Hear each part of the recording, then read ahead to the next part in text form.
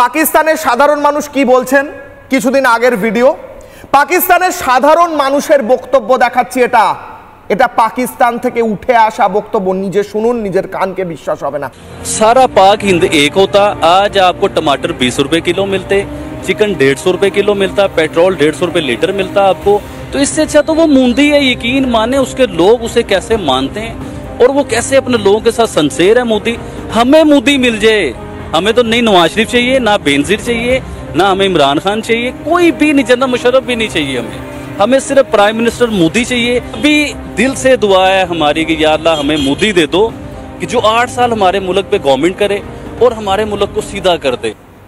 পাকিস্তানের একজন যুবক যার মাথায় হয়তো একটু বুদ্ধি এবং পেটে একটু বিদ্যা আছে বাকিদের তুলনায়, সে বলছে আমাদের অবস্থাটা দেখুন, আমরা যা জিনিস কিনি তার দাম দেখুন, এর চেয়ে ভালো ওখানে মোদি, সে তাদের মানুষকে ভালো রেখেছে, এর চেয়ে আমাদের মোদি আমরা পেয়ে যাই, আমরা তাহলে ভালো থাকবো, এই বলছে পাকিস্তানের মানুষ। আর সেই পাকিস্তানকে বাবা বানিয়েছে বাংলাদেশের কিছু মানুষ।